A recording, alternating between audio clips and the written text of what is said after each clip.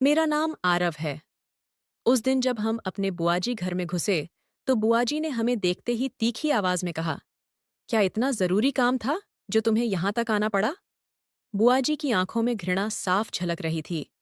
वो मेरी और पिताजी की तरफ ऐसे देख रही थीं, जैसे हम कोई कीड़ा मकोड़ा हों।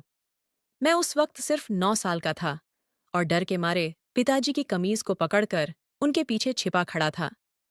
पिताजी के हाथ में एक फटे पुराने रुमाल में लिपटा हुआ साधारण मिठाई का डिब्बा था। उनकी आंखों में एक खामोश विनती थी। वो अच्छी तरह जानते थे कि हम एक ऊंची दीवार लांघने आए हैं, घमंड और गरीबी की दीवार। किसी तरह हम उनके बड़े बड़े सोफे वाले ड्राइंग रूम में घुस पाए थे। मैं आज भी उस शाम की काली उदासी और हमारे घर के पुराने पंखे की कराहट को महसूस कर सकता हूँ। उस वक्त मेरा बड़ा भाई आदित्य कई कई दिनों तक बेबसी से दीवार को एकटक देखता रहता था। हमारे घर की एकमात्र बल्ब की रोशनी बिजली के कमजोर तारों की वजह से धीमी पड़ चुकी थी। उस मध्यम रोशनी में आदित्य के चेहरे पर छाया और उसकी आंखों में चुपचाप दुआ मांगती हुई थी। मेरी कजिन माही के लिए आदित्य कोई बड़ा चौड़ा सपना नहीं देखता था, बस उसे माही का साथ चाहिए था। लेकिन वो छोटा सा सपना भी हमें माही की चमचमाती दुनिया से बाहर फेंकने वाला था। हमारे पिताजी शहर के एक छोटे से दफ्तर में मामूली क्लर्क थे। उनकी तनख्वाह इतनी कम थी कि घर किसी तरह चलता था। फिर भी पिताजी के दिल में आदित्य के लिए राजकुमार जैसी मोहब्बत थी। रिश्ते की बात करने से एक रात पहले मैंने आदित्य को देखा।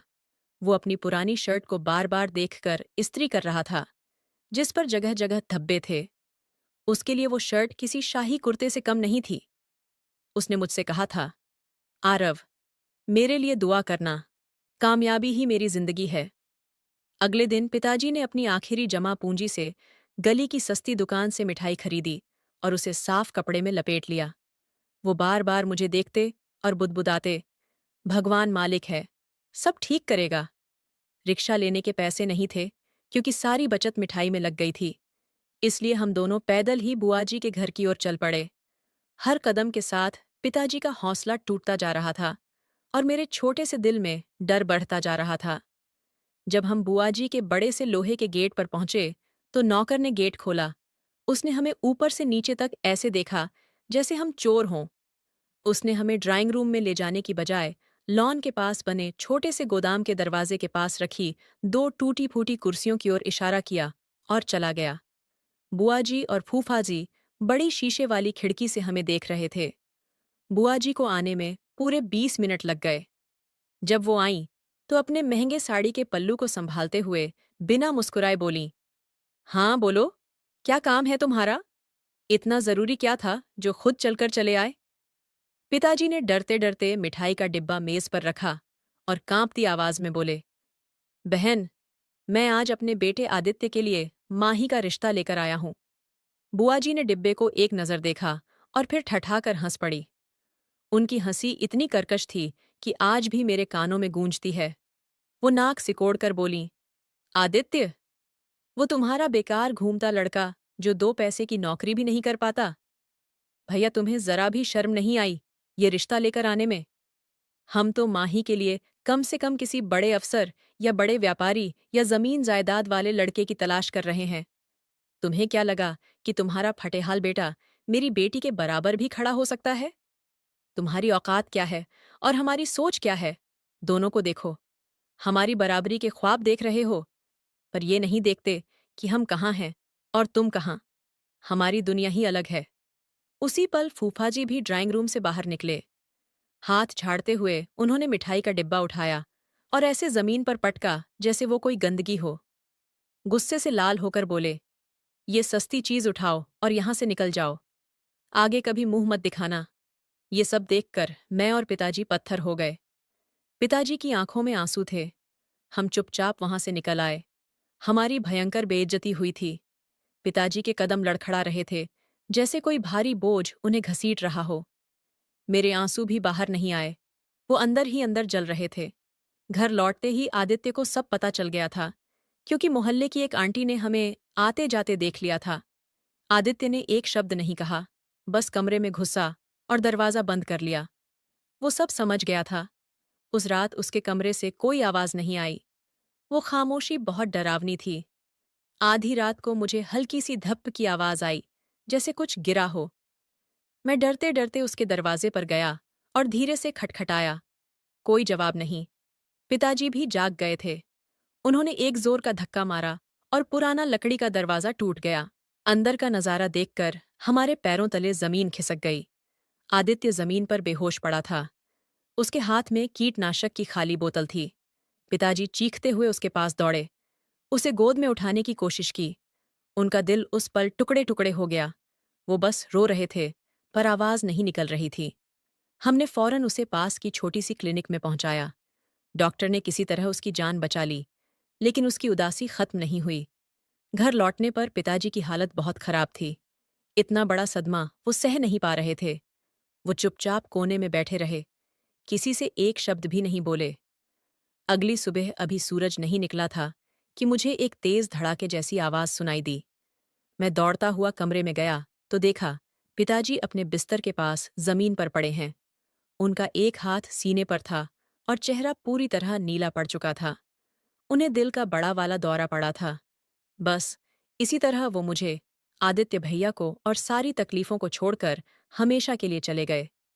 पिताजी का जाना हमारी गरीबी पर सबसे बड़ा और आखिरी वार था। आदित्य भैया, जो पहले ही पूरी तरह टूट चुके थे, अब खुद को और भी ज्यादा दोषी मानने लगे। पिताजी के दुनिया से जाने के ठीक अगले दिन आदित्य भैया ने मुझे एक पुराना सा डायरी वाला रजिस्टर पकड़ाया। उसमें माही के लिए लिखी उनकी सारी ख्वाहिशें, दिल की बातें और कुछ छोटी छोटी शायरी भरी हुई थीं। उनकी आंखें पानी से भरी थीं। वो मेरी तरफ देखे बिना बोले, आरव, तू अपना अच्छे से ध्यान रखना। मैं जा रहा हूं। अब मैं तभी लौटूंगा जब मेरे पास वो सब कुछ होगा जो माही के घर वालों की नज़र में औकात कहलाता है। भैया ने मुझे आखिरी बार गले भी नहीं लगाया और सीधा बस स्टैंड की तरफ निकल गए। उन्हें ये भी ख्याल नहीं आया कि 10 साल का छोटा भाई अकेला छूट जाएगा। इस तरह मैं एकदम अनाथ सा बच्चा उस टूटे फूटे घर में बिल्कुल अकेला रह गया। मेरे कंधों पर पिताजी की मौत का बोझ और घर के बिखरे सपने लद गए।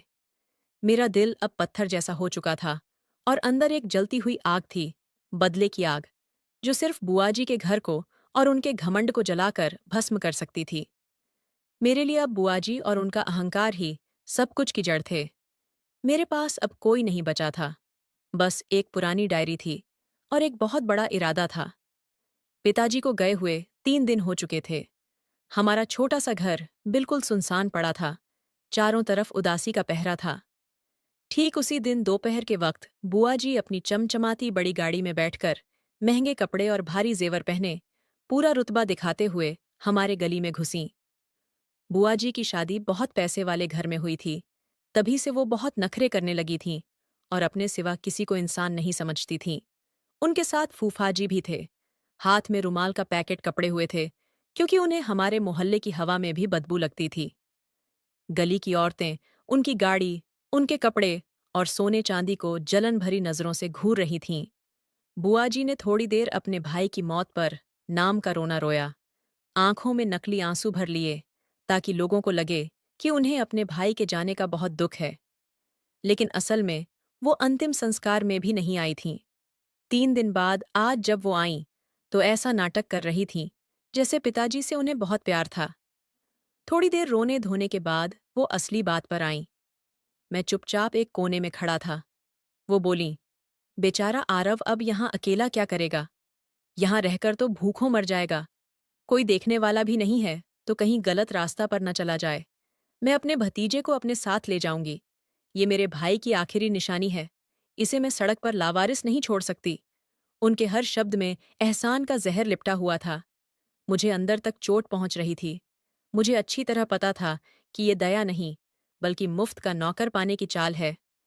मेरे पास कोई रास्ता नहीं था भी नहीं, लेकिन वजह ये नहीं थी कि मुझे उनके घर रहना था, बल्कि इसलिए कि मेरा बदला तो ठीक उनके घर की चारदीवारी से शुरू होने वाला था। अब तो और भी आसान हो गया था। वो खुद मुझे अपने साथ ले जाने आई थीं। बुआ जी मुझे अपनी गाड़ी में बिठाकर ले गईं। उनका लोहे का बड़ा गेट हमारे पूरे घर से कई गुना विशाल और चमकदार था। घर में घुसते ही मुझे सीधा किचन के पीछे नौकरों वाले कमरे में पहुंचा दिया गया।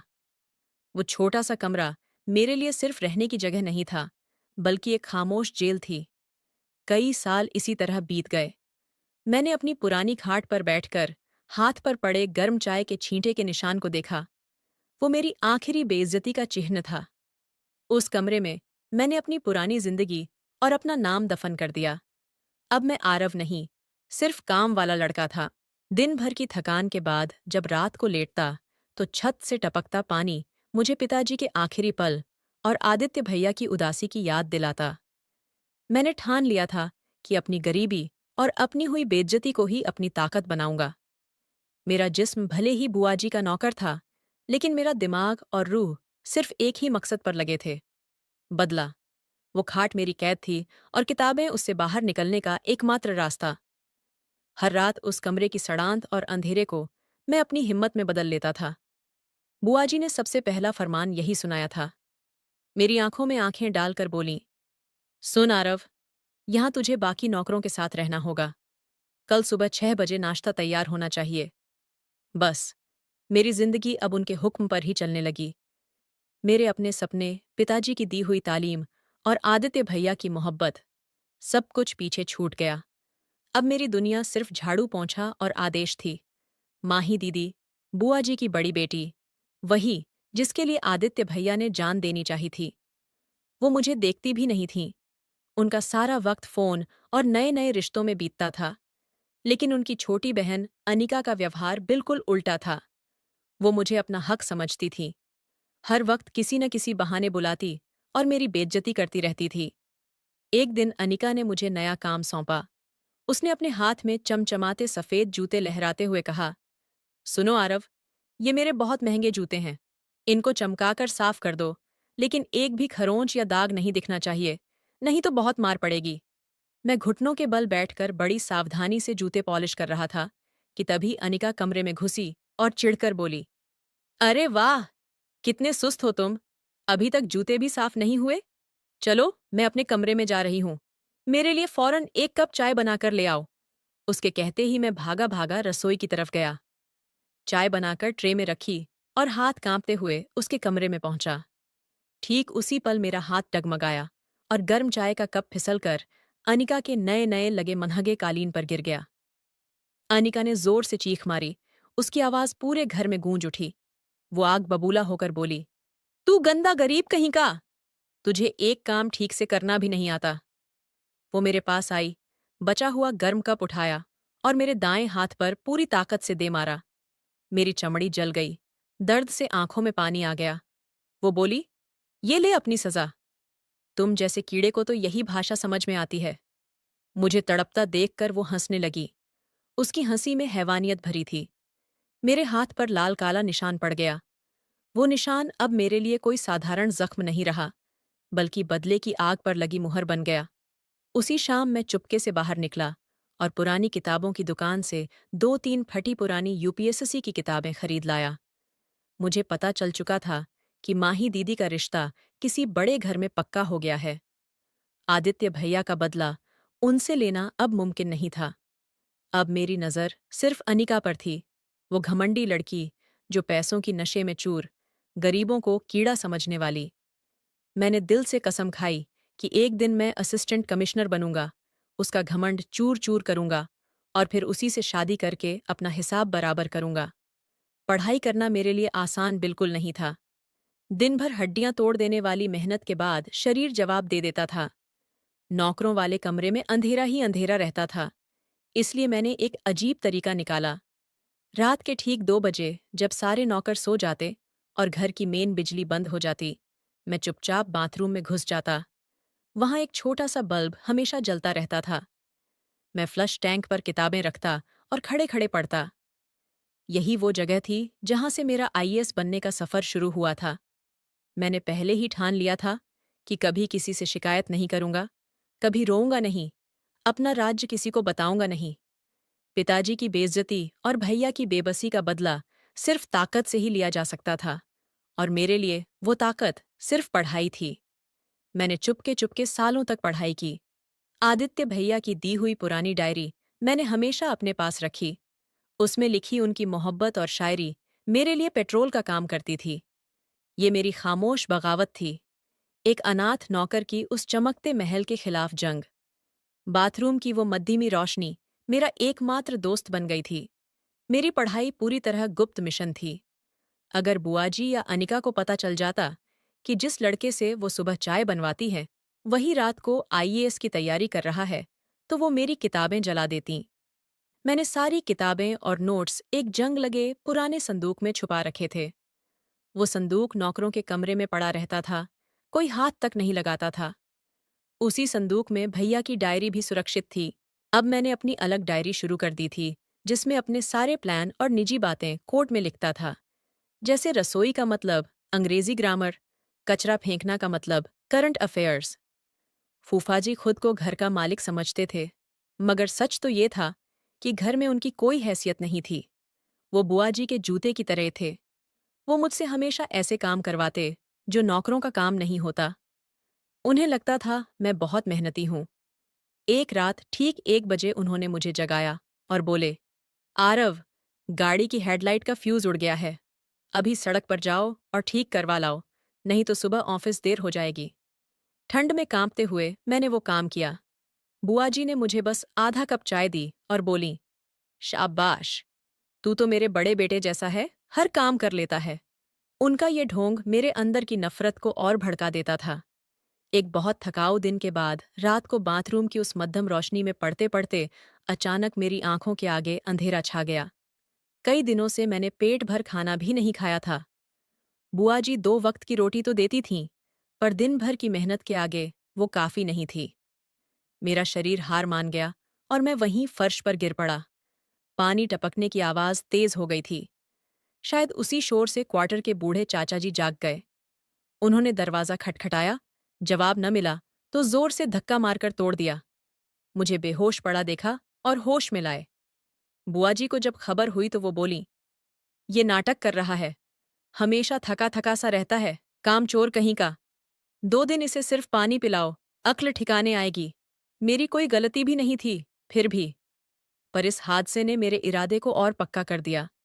मैंने कसम खाई कि कामयाब तो बनूंगा ही, पर अपना राज आखिरी पल तक छुपाकर रखूंगा, ताकि जब सच सामने आए तो उनकी आंखें फटी की फटी रह जाईं और उनकी बेइज्जती विश्वास के साथ पूरी हो।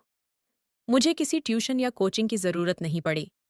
मैंने अपने पुराने कॉलेज के दोस्त साहिल को ढूंढ निकाला। साहिल पैसों के मामले में कमजोर था, पर दिमाग बहुत तेज था।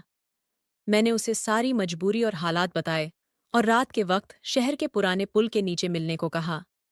वहां वह मुझे यूपीएससी की तैयारी में मदद करेगा और बदले में मैं उसे बर्तन धोने की मजदूरी से थोड़े थोड़े पैसे दे दिया करूंगा। मैंने उसे साफ साफ चेतावनी दी, साहिल, अगर बुआजी या किसी को जरा सा भी भनक लग गई तो मेरे साथ साथ तेरी जिंदगी भी बर्बाद हो जाएगी। तू कसम खा कि कभी किसी को मुंह नहीं खोलेगा। और हाँ, कभी मेरे घर की तरफ भी मत देखना। साहिल ने हामी भर ली। फीस और किताबों के लिए मैंने रात को एक छोटे से ढाबे में चुपके चुपके बर्तन मांजने का काम शुरू कर दिया। ढाबे का मालिक एक बूढ़ा दयालु अंकल था। वो मुझे रात 11 बजे से 1 बजे तक काम करने देते थे। मैं नौकरों के कमरे में सबको बोल देता कि आज बहुत बुखार है, जल्दी सो रहा हूं, और फिर पीछे के दरवाजे से खिसक लेता। ये छलावा मेरे लिए सिर्फ मजबूरी नहीं था, बल्कि मेरे सपने को बचाने की चाल थी। हर चमकता हुआ बर्तन मुझे पिताजी की हुई बेइज्जती और अनिका की हंसी याद दिलाता, जिससे मेरे अंदर का ज्वालामुखी और जोर से उबलने लगता। अब मेरा गुप्त पढ़ाई का मिशन अपने चरम पर पहुंच चुका था। यूपीएससी प्रीलिम्स की तारीख सर पर आ चुकी थी। मेरे कंधों पर रातों की नींद न आने की थकान और दिन भर की हड्डियां तोड़ देने वाली नौकरी का बोझ था, पर बदला मेरी सबसे बड़ी जिम्मेदारी था। अब फॉर्म भरने और भारी भरकम फीस जमा करने का वक्त था। बर्तन मांजकर जो मैंने बचत की थी वो बहुत कम थी, काफी नहीं थी। दिमाग लगाने और हिम्मत जुटाने के बाद मैंने फैसला किया कि बुआ जी से ही एडवांस मांगूंगा। सुबह सुबह जब बुआ जी बगीचे में चाय पी रही थीं, मैं डरते डरते उनके पास गया और बोला, बुआ जी, मुझे एक बहुत जरूरी काम के लिए थोड़े एडवांस पैसे चाहिए। बुआ जी ने मुझे ऐसे घूरा जैसे मैंने कोई बड़ा अपराध कर दिया हो। वो कुर्सी से उठी और चीख कर बोली, एडवांस? तुम खुद को क्या समझते हो आरव? यहाँ कोई खैरात बांटने की दुकान नहीं है। फिर वो मेरे करीब आईं और जहरीली आवाज में बोलीं, मुझे तो लगता है तूने घर से कुछ चुराया है और अब बहाना बना रहा है। तुम गरीब लोग तो चोरी के अलावा करते ही क्या हो? ये सुनकर मेरी रगों में खून खौल उठा, पर मैं चुप रहा। बुआ जी ने बिना शर्म के लॉन में ही मुझे खड़ा रखा और मेरे सारे कपड़े की तलाशी ले ली। मेरी जेब से एक एक रुपया निकाल कर रख लिया, जो मैंने रात रात भर बर्तन मांजकर बचाया था। फूफा जी दूर खड़े खड़े हंस रहे थे। तलाशी खत्म होने पर बुआ जी ने तंज कसते हुए कहा, यही है तुम्हारी हैसियत। अब भागो यहां से, फिर कभी मुंह मत खोलना पैसे के लिए। मैं टूट गया था, पर हारा नहीं। कमरे में लौटकर मैंने पिताजी की पुरानी लोहे की पेटी खोली, जो कोने में धूल खा रही थी। अंदर एक छोटे से कपड़े में लिपटी माँ की सोने की पुरानी अंगूठी मिली। पिताजी ने कहा था, ये तेरी माँ की आखिरी निशानी है।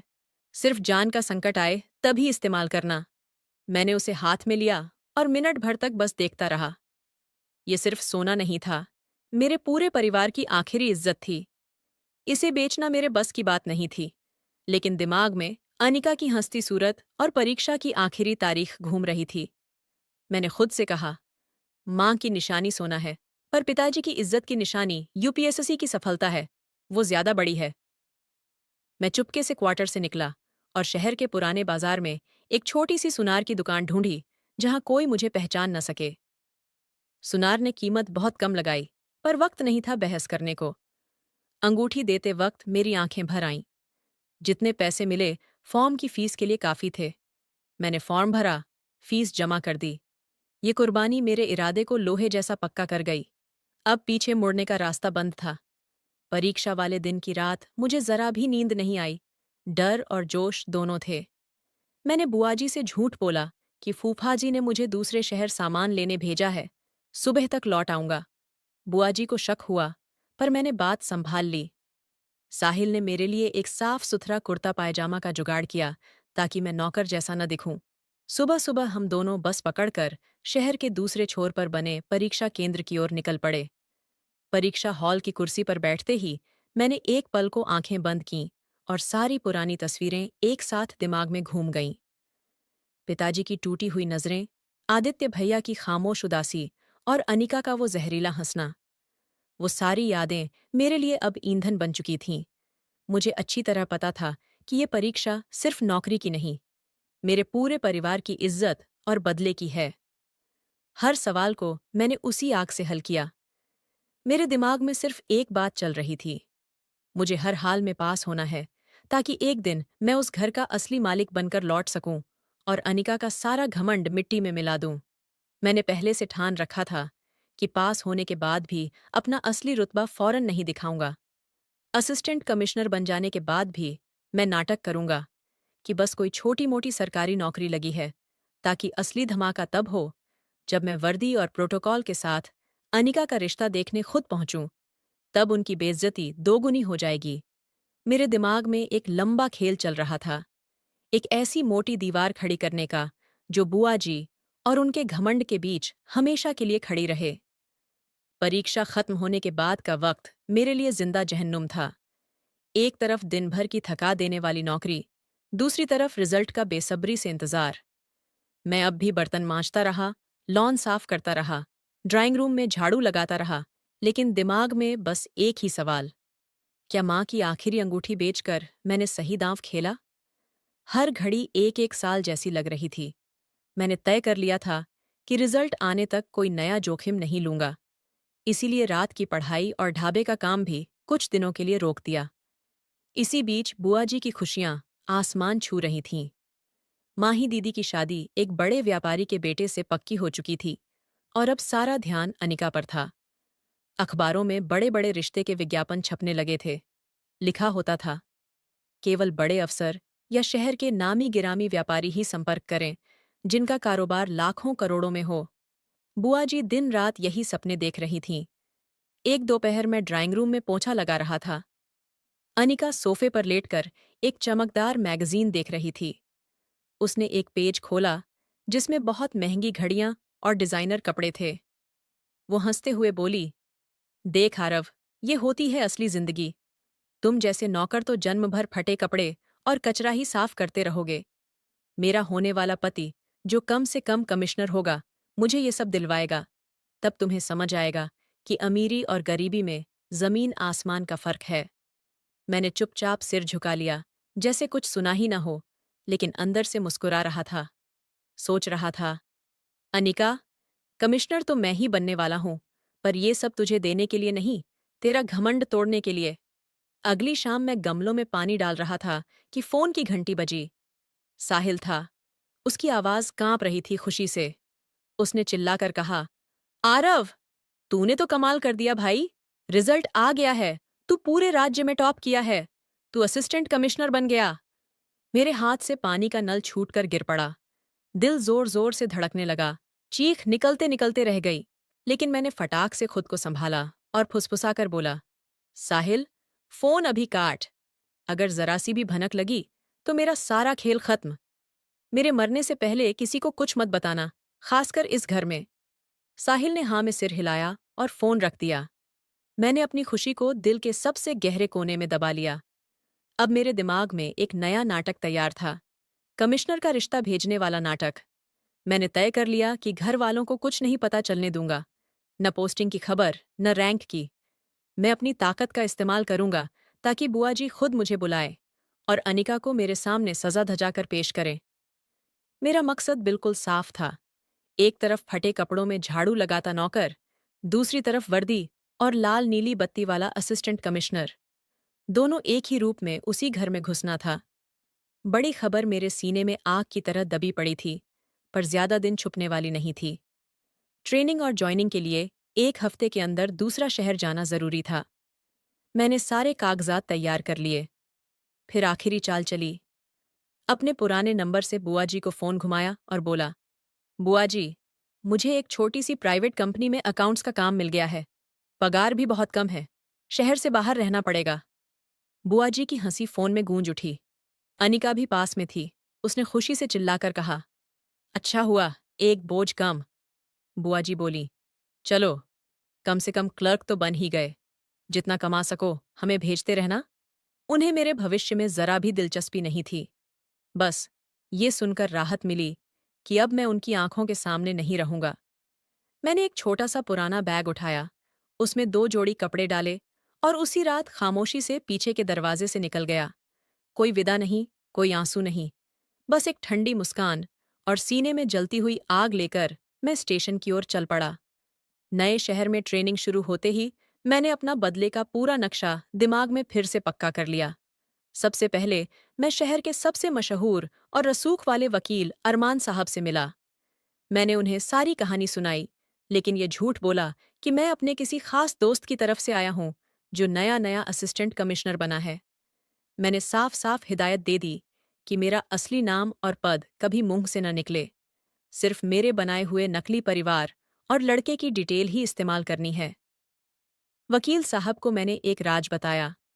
उन्हें खुद को एक बहुत बड़े और रुतबे वाले घराने का पुराना वकील बताना था, जो अपने क्लाइंट यानी नकली असिस्टेंट कमिश्नर के लिए अनिका का रिश्ता लेकर बुआ जी के पास जाएंगे। अरमान साहब बहुत चालाक थे। वो बुआ जी के घर गए और बातें इस तरह कीं कि बुआ जी की आंखें चमक उठीं। उन्होंने नकली लड़के की तारीफ में आसमान पाताल एक कर दिया। बोले, साहब की तनख्वाह, गाड़ी, बंगला, प्रोटोकॉल, सब कुछ राजसी है। ऐसा रिश्ता तो भाग्यशाली लोग ही पाते हैं। बुआ जी का लालच 7वें आसमान पर पहुंच गया।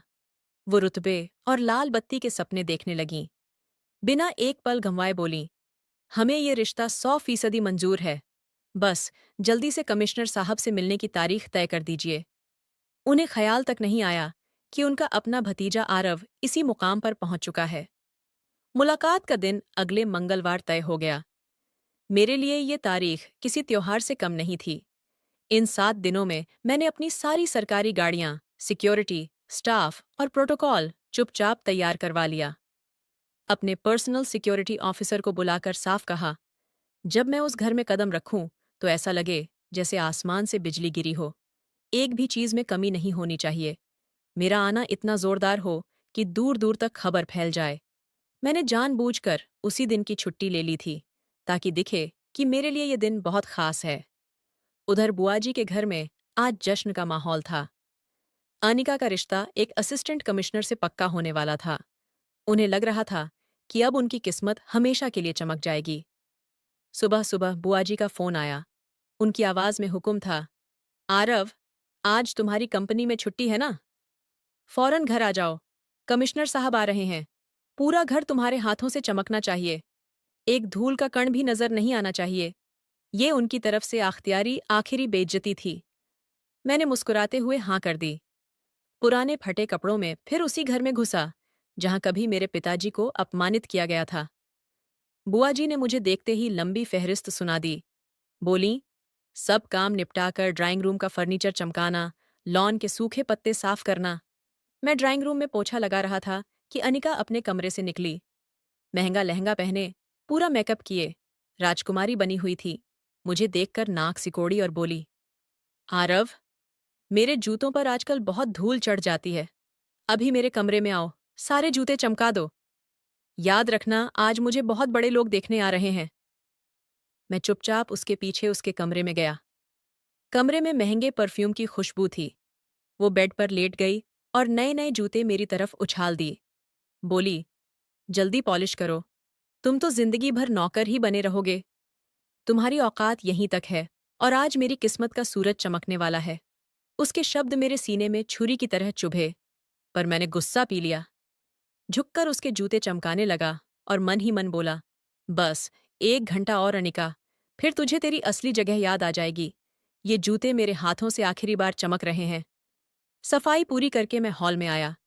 बुआ जी ने झूठी मुस्कान के साथ कहा, आरव, तुम हमारे बहुत काम आते हो। भगवान करे तुम्हें छोटी मोटी तरक्की मिल जाए। उनके ये एहसान वाले लफ्ज मेरे जख्मों पर नमक छिड़क रहे थे। मैंने बोला, बुआ जी, काम हो गया, अब जा सकता हूं? बुआ जी ने घड़ी देखी और डांटकर बोली, नहीं, अब यहां मत दिखना। बाहर जाओ, गेट से भी दूर रहना। कमिश्नर साहब तुम्हें ऐसे फटे हाल में देख लें तो हमारी नाक कट जाएगी। जा, नौकरों वाले कमरे में घुसकर छुप जा। ये उनकी आखिरी हुकूमत थी। मैंने सिर झुकाकर जी बुआ जी कहा और उनके सामने से हट गया। ये आखिरी बार था जब मैंने नौकर बनकर उनके सामने सिर झुकाया था। मैं पुराने क्वार्टर में पहुंचा। मेरे पास अब बस कुछ मिनट थे। मैंने अपने सिक्योरिटी कमांडर को कोड वर्ड में आखिरी मैसेज भेजा, अलमारी में लटके कपड़े नौकर के नहीं, असिस्टेंट कमिश्नर के हैं। वक्त हो गया। मैंने वो फटी पुरानी शर्ट उतार फेंकी और चमचमाती असिस्टेंट कमिश्नर की यूनिफॉर्म पहन ली। शीशे के सामने खड़ा होकर खुद को निहारा। यही आरव था, पर अब उसकी आंखों में बिजली थी।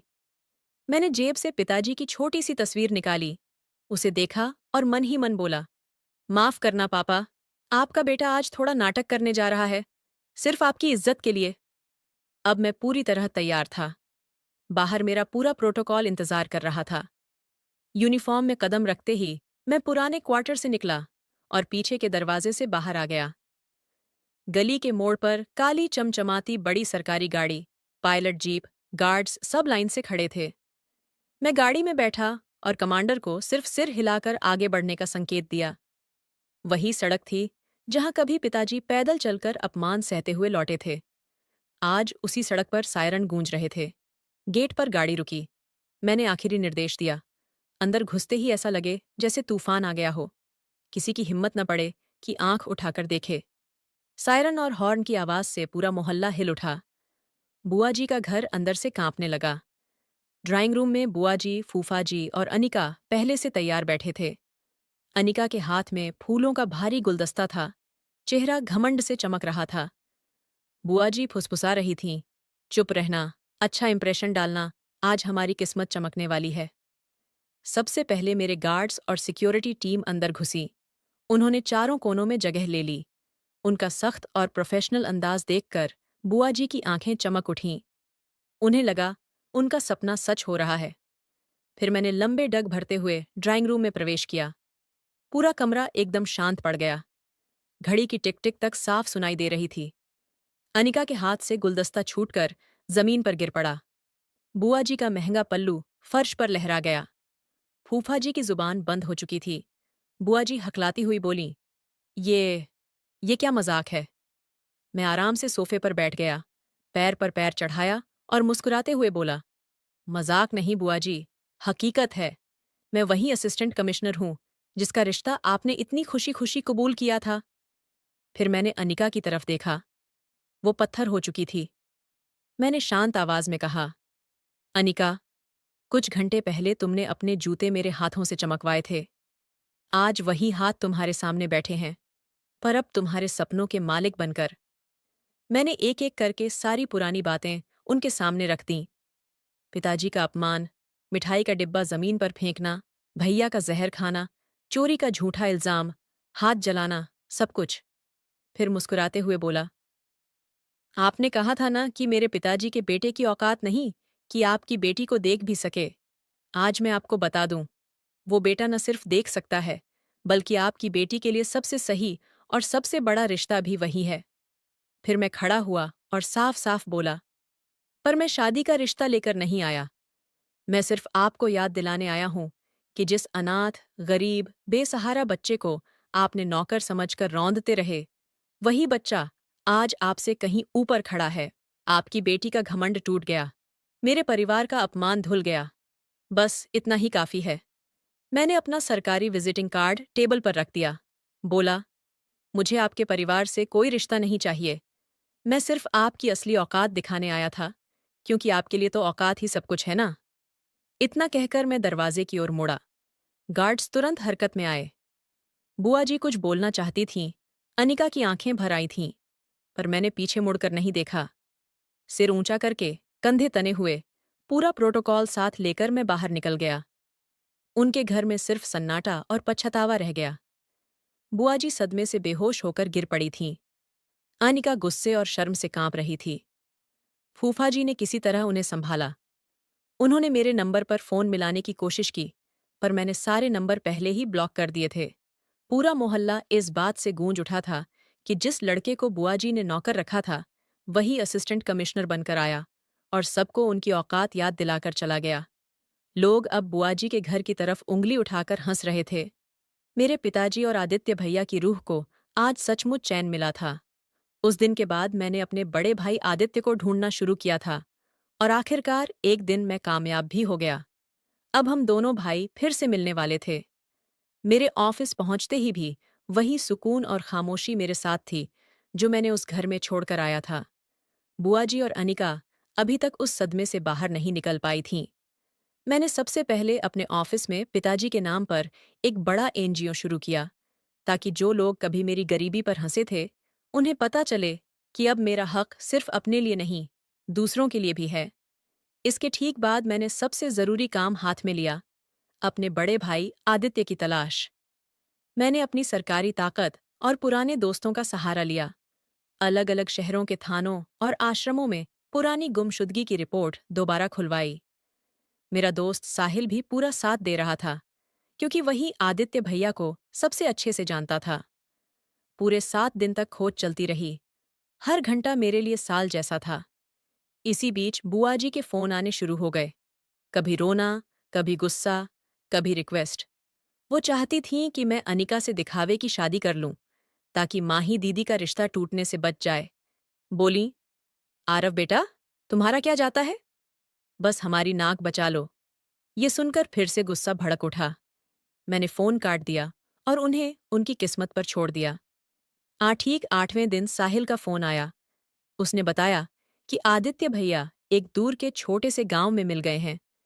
वहां सरकारी स्कूल में बच्चों को पढ़ाते हैं और छोटी सी नौकरी करते हैं। पूरी तरह बदल गए हैं, जैसे पुरानी जिंदगी की सारी कड़वाहट भूलना चाहते हैं। ये सुनकर मेरे सीने में गर्माहट दौड़ गई।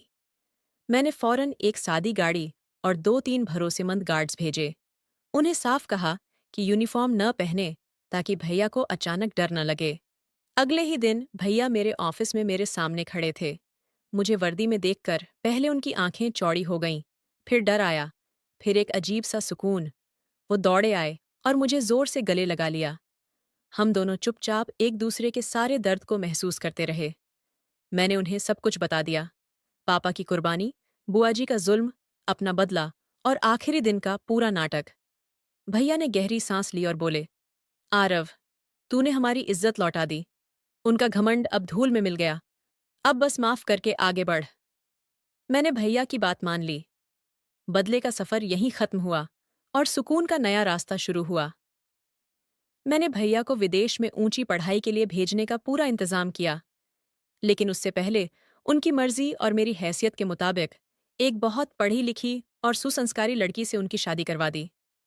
शादी में हमने अपनी खोई हुई इज्जत फिर से पाली। पापा की रूह को जरूर चैन मिला होगा। भैया की नई जिंदगी देखकर मेरे दिल से सारी कड़वाहट हमेशा के लिए निकल गई। दूसरी तरफ बुआ जी का घर बर्बाद हो चुका था। मेरे इनकार के बाद जो शर्मिंदगी उन्हें मिली, उसने उन्हें अंदर से तोड़ दिया। माही दीदी का रिश्ता भी टूट गया। सारे रिश्तेदार याराना छूट गए। फूफा जी को मैंने उनके कुछ गलत धंधों पर पर्दा डालना बंद कर दिया, जिससे उनका कारोबार डूब गया। सदमा इतना बड़ा था कि उन्हें लकवा मार गया। अब वो बिस्तर पर पड़े रहते हैं। दैन हाथ पैर बिल्कुल काम नहीं करता। अनिका का सारा घमंड चूर चूर हो गया। उसने महंगे कपड़े छोड़कर एक छोटे से सरकारी स्कूल में टीचर की नौकरी शुरू कर दी। अब वो सादी साड़ी पहनती है, बच्चों को प्यार से पढ़ाती है। मेरा ड्राइवर एक दिन हंसकर बोला, साहब, अनिका मैडम को मैंने ठेले वाले से बड़ी नरमी से बात करते देखा। पहले तो नामुमकिन था। ये सुनकर मेरे दिल में अजीब सा सुकून हुआ। उसने अपनी गलतियों की सजा खुद चुका ली थी। एक रात बहुत देर बाद बुआ जी का फोन आया। उनकी आवाज में अब वो पुराना घमंड नहीं था, सिर्फ एक टूटी माँ की बेबसी थी। रोते हुए बोली, आरव बेटा, मुझे माफ कर दो। मैंने तुम्हारे पापा और तुम्हारे साथ बहुत गलत किया। ऊपर वाले ने हमें सजा दे दी। फूफा जी बिस्तर पर, माँ ही कमरे में बंद। अनिका घर चलाती है। बेटा, अगर तुम अनिका से शादी कर लो तो शायद लोग हमें जीने दें। अब हमें तुम्हारी दौलत नहीं, बस तुम्हारा साथ चाहिए। मैंने कहा, बुआ जी, मैं सोच कर बताऊंगा, और फोन रख दिया। अब तक मैंने अनिका से शादी नहीं की है। सोच रहा हूं, एक तरफ पापा की मौत, भैया का जहर खाना, सालों का अपमान, दूसरी तरफ एक टूटी हुई औरत और उसकी माँ का पछतावा। माफ करना भी एक ताकत है, पर भूलना नहीं। दोस्तों, अब आप ही बताइए, क्या मुझे अनिका से शादी कर लेनी चाहिए या फिर एक बार और साफ इनकार करके उस परिवार को हमेशा के लिए सबक सिखा देना चाहिए? कहानी यहाँ पूरी होती है। अगर आपको हमारी ये सच्ची सी लगने वाली कहानी अच्छी लगी, तो दिल से एक लाइक ज़रूर कर देना। नए हो तो चैनल सब्सक्राइब कर लो और घंटी दबा दो, ताकि अगली कहानी सबसे पहले आपके पास पहुंचे। मिलते हैं अगली कहानी में। तब तक अपना ख्याल रखना। धन्यवाद।